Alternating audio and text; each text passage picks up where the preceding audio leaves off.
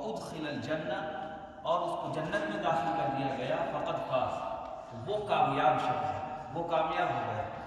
वमल हयातुद दुनिया इल्ला मताउल गुरूर, और नहीं है दुनिया की ये ज़िंदगी मगर एक डिसेप्शन, एक खेल, जिसको हम कहते हैं कि तो जादूगरी है, इस तरह कहते हैं ना, जादूगरी, इल्यूजन जिसे कहते हैं।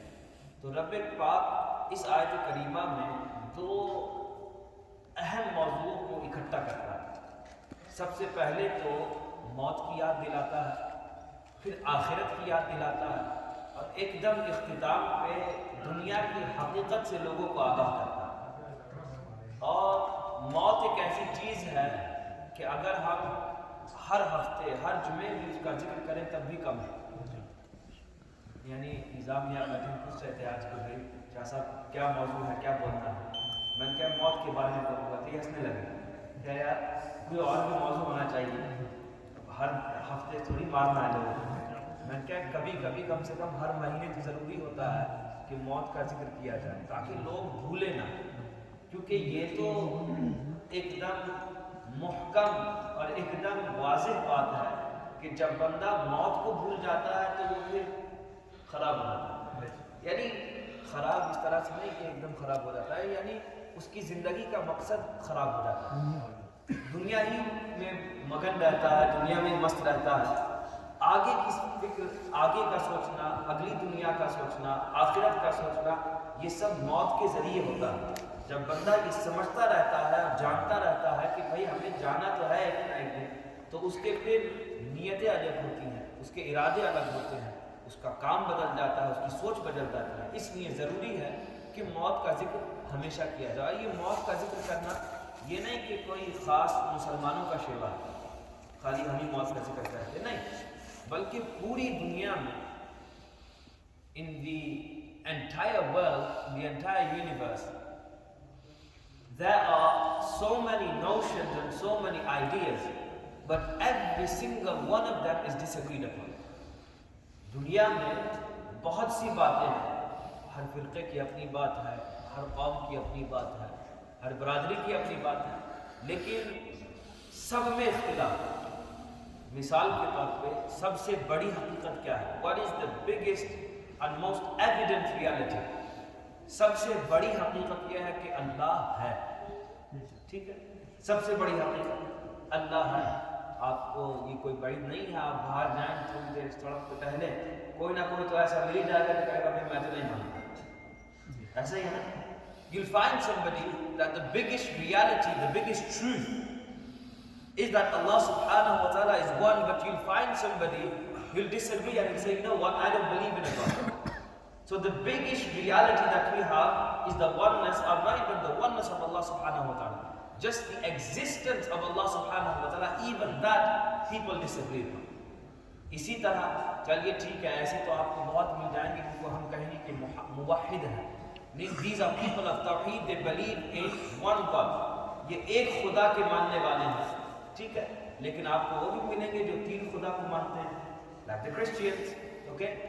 और इसी तरह और किस्म के लोग भी मिलेंगे जिनको जहाँ जो भी मिल जाए उसको भगवान मान लेते हैं। पत्थर मिले तो भगवान मान लिया, पेड़ मिले उसको भी भगवान मान लिया। एक बार मैं तकरीर कर रहा था तो एक आदमी बैठे थे ऑडियंस में, तो कहने लगे शाह साहब ये तो बस ऐसे ही होगा कि जितने कंकर उतने शंकर, यानी जितने पत्थर दुनिया में मिलेंगे उतने इनके भगवान हैं। इसमें भी इख्तिलाफ है, there's a difference of opinion or conflict in this matter as well. That if you say I believe in one God, you'll find someone saying no, there's more than one. You'll find the Christians saying there's three. You'll find the Hindus and people of other religions saying that every rock is a god, every stone is a rock, every tree is a god. So these are the biggest realities and the biggest truths that we know, even they are different apart. Amongst people, I'm talking about, not amongst Muslims. Yes? Amongst people.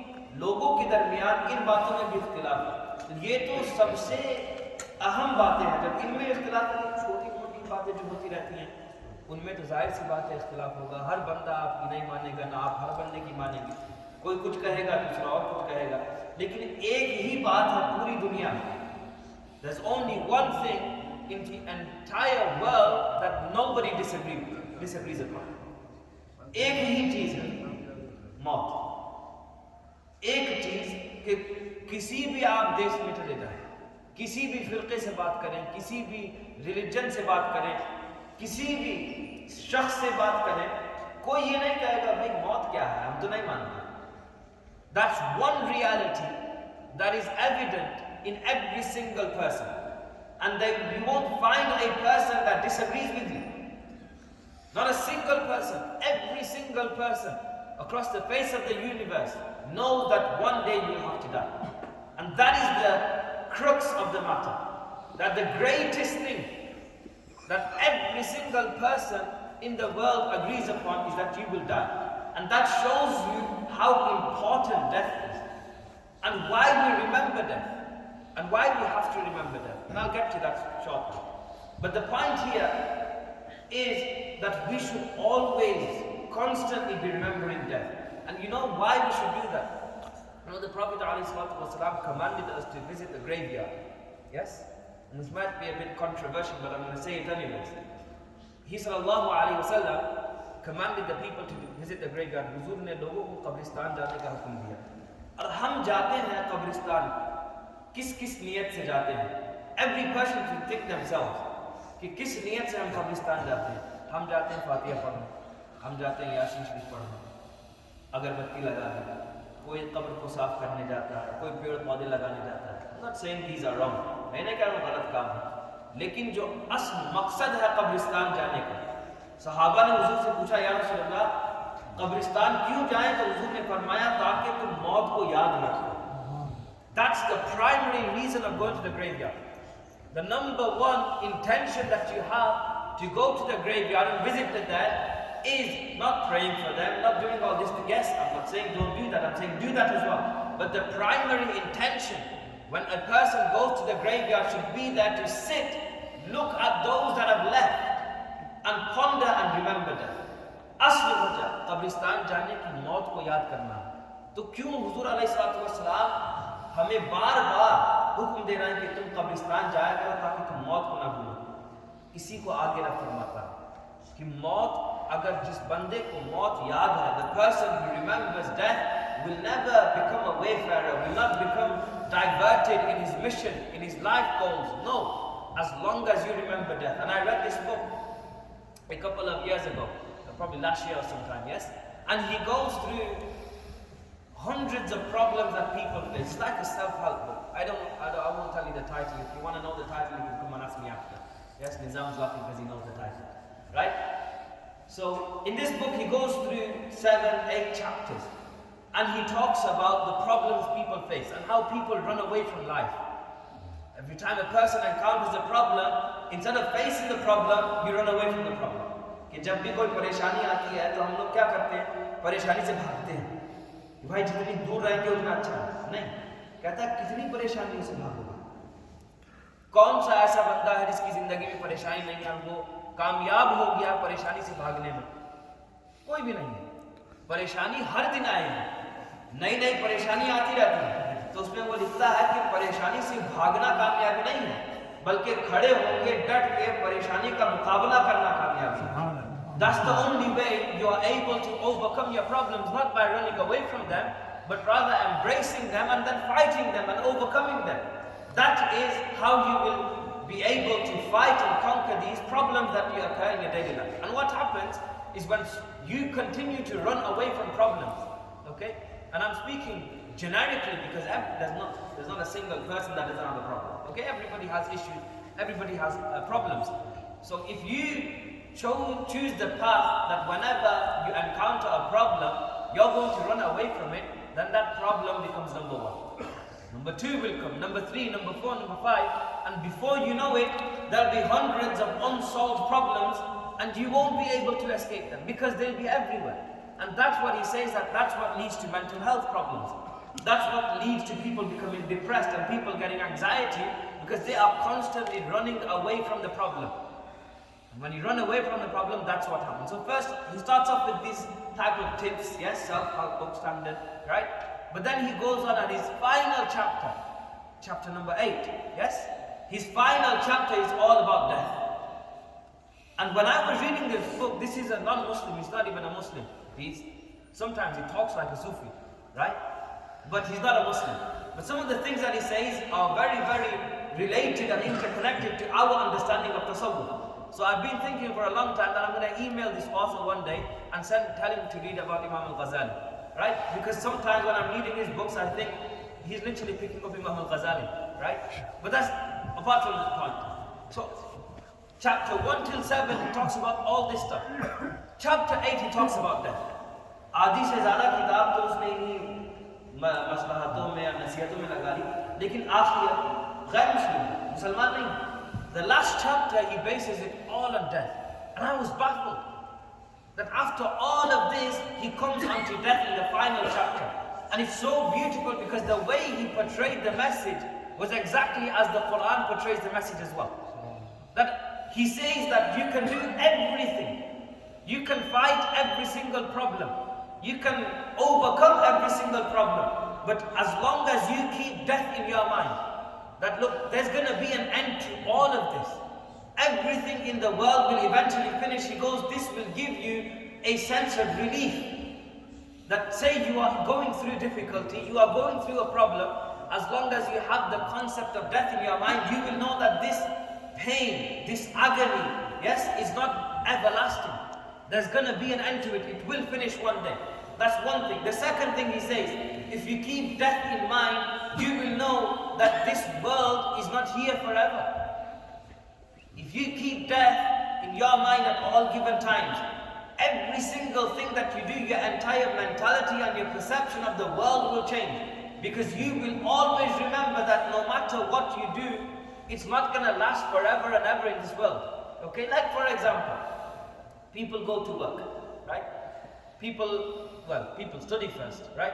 They go to college, they take their degrees, they graduate, whatever, they do this, they do that. What happens next? They go to work, right? They go to work, they work till they're about 60 years old, 65-year-old, whatever the retirement age is these days. Once they've retired, ask a retired person that was it worth it, right? जो बंदा retire हो गया उससे पूछे यार तुमने 40-50 साल इतनी मेहनत की और इतना पैसा कमा लिया, मजा आया कि नहीं? कहेगा शाह जी मजा तो ये है कि अब काम नहीं करना पड़ा. You ask a person that. So when you get to the retirement age, you think to yourself, I spent 30-40 years just earning money, right? After that, what do? You don't even have that money to spend. कितने ऐसे लोग देखे हैं? Yes, I'm sure every single one of you knows one of your grandparents or your grandmothers who have got bam, right? Like uncountable, unimaginable amounts of wealth. They probably got 3-4 plots or 3-4, what do you call it, kotis, right? Is that the right word? Yeah. Kotis in Pakistan, they probably got 20-30 kilos of gold stacked up. They probably got thousands of pounds in black money, right? Not shown, hidden from the government, right? And you think to yourself, itna paisa hai, kya mila, right? What did he actually gain from it? And they didn't really gain anything. They'll tell you that. But right now, whilst we are in this age of earning money, we think it's all about money, right? And that's why the Prophet ﷺ told us, sit with the elders. When you sit with your elders, they will teach you things that you can't pick up from books. They will teach you things that you can't read in a textbook. They will teach you things that you can't pay money to learn. These things come from experience, and they will pass that experience on to you, right? So in this phase that we're in right now, and it's all about the money, right? I think Tupac said that and people took it literally like his gospel, right? It was a rap, take it easy, you're just messing around, right? It's not all about the money. For a believer, for a Muslim, for a mu'min, it's never all about the money. As long as we remember death, we know that it can't be about money. Why? Because that money we're going to leave behind in this world. We're going to leave that money behind in the dunya. So it can't be all about the money. So then what is it all about? What is it all about? And that's what Allah subhanahu wa ta'ala then answers in the next verse when he carries on. He says, فَمَنْ زُحْزِحَ عَنِ النَّارِ وَأُدْخِلَ الْجَنَّةَ فَقَدْ فَازَ. That don't think that the successful one is the one who has the highest paid job. Don't think that the successful one is the one who has accumulated the most amount of wealth. Don't assume that the one who is successful or is the one who is most famous, the one who has the most number of followers, the one who started a cult and has millions of followers, right? All of these things don't mean anything. That's giving us a mindset. The Quran is giving us a mentality.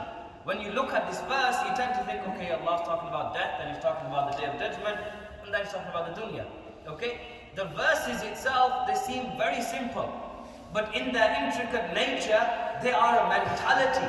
Yes? They are a mentality. It's a way of life. It's a way of thinking. That as long as you remember death, you will not get lost. Okay? So what is real success then? Well, why are we even here? A person will question that now and think, Shah, you just told us it's not all about the money, it's not about becoming famous, it's not about getting a job. What do you want us to do? Stay at home. Right? I don't want you to stay at home. I want you to understand the mentality that Allah and His Messenger sallallahu alayhi wa sallam are giving to us. And that mentality is that فَمَنْ زُحْزِحَ عَنِ النَّارِ وَأُدْخِلَ الْجَنَّةِ. That Allah subhanahu wa ta'ala says the real person who is actually successful, meaning in this worldly life, the one who has attained success, the one who's basically smashed life, right? As you say, he smashed life. The one who smashed life is the one who is taken away from the hellfire and is entered into Jannah. That is the person who is successful. That is the person we should be willing to be and we should be wanting to be. That is the type of person we should be working towards becoming. The one who is saved from the fire of hell, the one who is entered into Jannah, Allah says, فَقَدْ فَازَ. He is the one who is successful. वो बंदा कामयाब है जिसने इस दुनिया की अपनी पूरी जिंदगी में पैसा भी कमाया, ऐश भी किया, मौज भी की, मस्ती भी की, हर कुछ किया. यस, हराम के अलावा जो करना था उसने किया, मगर उसका असल मकसद, उसका अव्वलीन मकसद जो था वो यही था कि उसको जहन्नम की आग से बचाया जाए, उसको जन्नत में दाखिल किया दिया जाए. रब की गारंटी है और रब फरमाता है कि वही बंदा कामयाब है. That person is successful. The one who is taken away from the fire of hell, entered into Jannah, that person is a successful one. And that is the message that Allah subhanahu wa ta'ala gives in this whole verse. And that's the message I'm giving to you today. Okay? I'll finish up in the next 1 minute. The final message of today's Jum'ah khutbah is not that you sit here and cry about death. Okay? I never give a speech like that. I don't want you to be crying about death, because I personally believe death is not something to cry about. Death is something to be happy about. बंदा और क्या चाहता है यार, पूरी जिंदगी हम मस्जिद में आए, हमने नमाजें पढ़ी, हमने हुजूर की सीरत को पढ़ा, हमने हुजूर का जिक्र किया, हमने मिलाद बनाया, हमने हुजूर के नाम के लंगर खाए, और मौत क्या है? उसी महबूब से मुलाकात. So we shouldn't be worrying and crying about that. Death should bring happiness, right? Death should make us happy that we will be meeting the Prophet sallallahu alaihi wasallam, the one that we yearn for, the one that we sang praises for our entire life. We sang the praise of the Messenger sallallahu alaihi wasallam. Now finally we are able to meet the Prophet sallallahu alaihi wasallam. So I don't want you to go home thinking about death as something bad and becoming scared of it. Okay? No. Think of death as a stepping stone into the next world. Okay? But the actual message is a message of mentality. Okay? So the crux of it is as long as you keep death at the forefront of everything, and I'm not saying like do a wazifa of death, right? Get a tasbih and say maut. No, that's not the time to do that. I'm telling you, subconsciously, in your mind, you should know that one day you will die. And that does not come randomly. You're not just going to wake up one day and become like that. You have to train yourself to be like that. To constantly think about death in every decision that you make, every choice that you make, everything that you do. Just remember, this is not eternal, okay? And don't think that this is the natural state. This is how everything is going to be until you die, or forever. No. Once death comes, everything changes. Allah subhanahu wa ta'ala grants us the ability to remember death. May He subhanahu wa ta'ala grant us the ability to take lessons from death. May He subhanahu wa ta'ala make us from those who are saved from the fire of hell and entered into paradise. May Allah subhanahu wa ta'ala make us from those who are successful